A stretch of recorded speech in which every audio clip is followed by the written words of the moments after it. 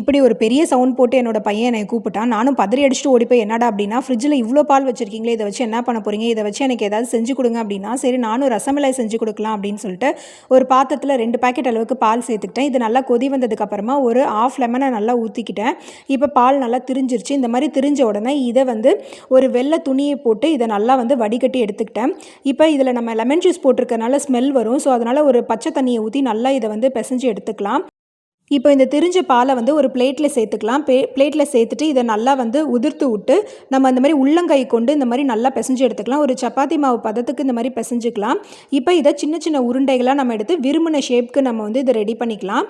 இப்போ இந்த மாதிரி வெடிப்புகள் இல்லாத மாதிரி இந்த மாதிரி ரெடி பண்ணிக்கணும். இதே மாதிரி எல்லா உருண்டைகளையும் நம்ம ரெடி பண்ணி வச்சுக்கலாம். இப்போ இது ஓரமாக இருக்கட்டும். அடுத்ததாக அடுப்பில் வந்து பாத்திரம் வச்சு 3 டம்ளர் அளவுக்கு பெரிய டம்ளரில் தண்ணி சேர்த்துக்கோங்க. அதோட 3 கப் அளவுக்கு சர்க்கரை சேர்த்து இது நல்லா கரைச்சிக்கோங்க. இப்போ நம்ம எடுத்து வச்சிருந்த உருண்டைகளை இதில் போட்டு மூடி போட்டு ஒரு 10 நிமிஷம் வேக விடுவோம். அது முன்ன இருந்த சைஸை விட டபுள் த சைஸ் ஆகணும்.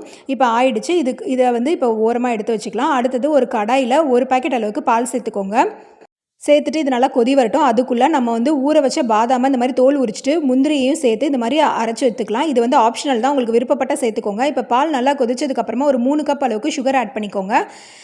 சுகர் நீங்கள் விருப்பப்பட்ட அளவுக்கு கூட குறைச்சி சேர்த்துக்கோங்க. இப்போ இது நல்லா கரைஞ்சதுக்கப்புறமா நம்ம வந்து பாதாமும் முந்திரியும் அரைச்சி வச்சிருந்த பேஸ்ட்டை இதில் சேர்த்துக்கலாம். இது சேர்த்து நல்லா கரைச்சி விட்டு கொதிக்க விட்டுக்கலாம். இது கொதிச்சதுக்கப்புறமா இந்த ஒவ்வொரு உருண்டைகளாக அந்த ஜீரா தண்ணியிலேருந்து எடுத்து இந்த பாலில் சேர்த்துக்கோங்க. நான் வந்து பால் கொஞ்சம் அதிகமாக சேர்த்துருக்கேன். ஏன்னா வந்து நாங்கள் வந்து பாதாம் பால் கொஞ்சம் குடிப்போன்றதுனால நிறைய சேர்த்துருக்கேன். நீங்கள் வந்து உங்களுக்கு கூட குறைச்சி சேர்த்துக்கோங்க. அவ்வளோதாங்க, சூப்பரான வந்து ரசமலாய் ரெடி ஆகிடுச்சு.